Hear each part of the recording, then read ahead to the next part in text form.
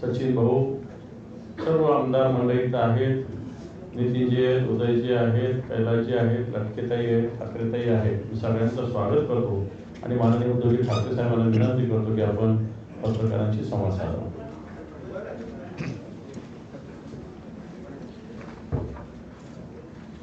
या सरकारचं निरोप घेण्याचं अधिवेशन आजपासून सुरू झालेलं आहे. संपूर्ण महाराष्ट्र या सरकारला बाय बाय सरकार म्हणते, खोके सरकारला बाय बाय म्हणते.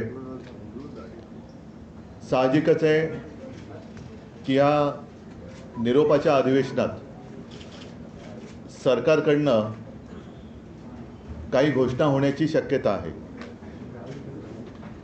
उद्याच कदाचित त्याबद्दल काही घोषणा होतील. साधारणतः प्रथा अशी असते की दरवर्षी केंद्रात आणि प्रत्येक राज्यात अर्थसंकल्प मांडला जातो, सादर केला जातो आणि त्या अर्थसंकल्पाच्या अनुषंगाने ज्या योजना अथवा घोषणा त्याच्यामध्ये समाविष्ट केलेल्या असतात त्याच्यासाठी आर्थिक तरतूद केली जाते. अर्थसंकल्प एका बाजूला जो काही घोषणांचा पाऊस पडेल हा गाजर संकल्प असणार आहे, कारण निधी खर्चच होणार नाही. घोषणा आजपर्यंत खूप झाल्या. घोषणांचा पाऊस आणि अंमलबजावणीचा दुष्काळ हे यापूर्वी सुद्धा मी म्हटलेलं आहे.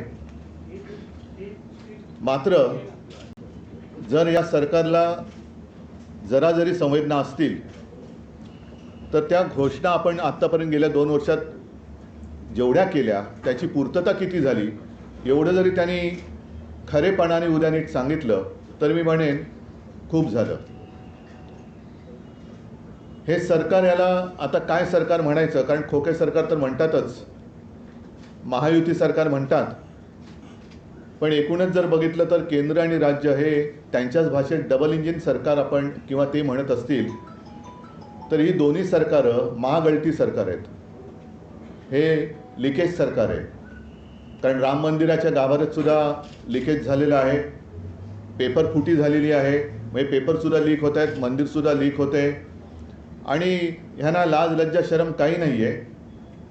आम्ही काही प्रश्न विचारले किंवा विषय त्यांच्यासमोर मांडले तर ते उलट्या आमच्यावरती आरोप करतात. ठीक आहे, त्याच्यावरती या संपूर्ण अधिवेशन काळामध्ये आमच्याकडनं काही प्रश्न उपस्थित केले जातीलच, जीवाभावाचे प्रश्न महाराष्ट्राच्या जनतेचे उपस्थित केले जातील. मात्र एकूण आत्ताची जी काही परिस्थिती आहे आपल्याच माध्यमातून आम्हालाही कळते, संपूर्ण राज्याला कळते आणि राज्यातले शेतकरी ही परिस्थिती प्रत्यक्ष भोगत आहेत. ज्या काही बातम्या येत आहेत ही आता गेल्या आठवड्यात टाइम्स ऑफ इंडियामध्ये आलेली बातमी आहे. त्याच्यात त्यांनी म्हटलं की साधारणतः सरासरी जर का आपण बघितलं तर रोज एक शेतकरी फक्त अमरावती जिल्ह्यामध्ये आत्महत्या करतोय. एकूण तुम्हाला सर्वांना आठवत असेल की हे घटनाबाह्य सरकार जेव्हा अस्तित्वात आलं तेव्हा घटनाबाह्य मुख्यमंत्र्यांनी जाहीर केलं होतं की यापुढे राज्यातील एकही शेतकरी आत्महत्या करणार नाही. त्यांच्यापुरतं ठीक आहे, कारण त्यांची पंचतारांकित शेती आहे.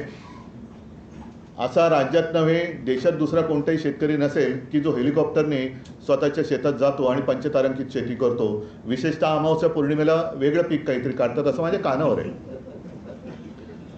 मात्र शेतकऱ्याची हालत गंभीर आहे. आज सुद्धा अजूनही पावसाने ओढ दिलेली आहे, पाऊस म्हणावा तसा सुरू झालेला नाही आहे. महाराष्ट्रात अनेक तालुक्यांमध्ये अनेक गावात आज सुद्धा टँकरने पाणी पुरवठा करावा लागतोय. त्याबद्दल याला कुठेही संवेदना नाही. एकूण जर का पाहिलं तर ताई म्हणजे जवळपास 6,500 आत्महत्या ह्या गेल्या 2-1 वर्षात झालेल्या आहेत. म्हणजे पुन्हा ढोबळमानाने पाहिलं तर साधारणतः रोज 9 शेतकरी आपलं आयुष्य संपवत आहेत. विदर्भातील शेतकरी असो, मराठवाड्यातील शेतकरी असो, यांचा वाली कोणी राहिलेला नाही आहे. जर का आपण बघितलं तर यांनी ज्या काही घोषणा केल्या मी मुद्दामून आकडेवारीच घेऊन आलेलो आहे. साधारणतः 10,022 कोटीची नुकसान भरपाई देणं बाकी. यांनी किती जरी आवडला तरी जमिनीवरची परिस्थिती अशी आहे की हे जाहीर केलेले आकडे नुसते कागदावर आहेत. प्रत्यक्ष शेतकऱ्याच्या हातात किंवा त्याच्या खात्यात अजूनही पैसे येणं बाकी आहे. साधारणतः गेल्या 1 जानेवारीपासून आत्तापर्यंत 1046 शेतकऱ्यांनी आत्महत्या केलेल्या आहेत.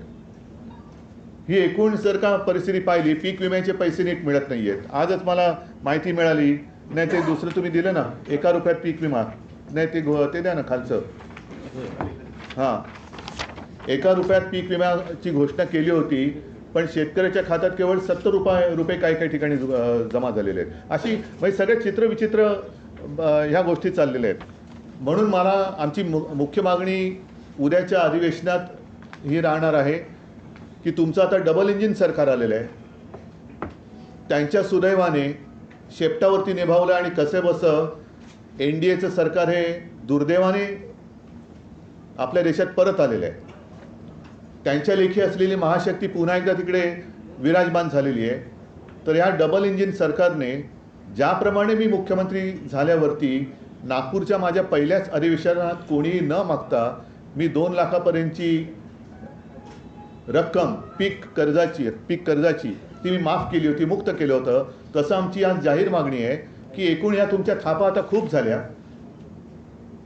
नुसत्या घोषणासुद्धा आता खूप झाल्या. अजूनही 3-3.5 महिने निवडणुकांना आहे. तर तात्काळ शेतकऱ्यांची कर्जमुक्ती जाहीर करून निवडणुकीच्या आत तुम्ही ती अंमलबजावणी करा. कारण नाहीतर आपल्याला हेही माहिती आहे, आम्ही ज्या वेळेला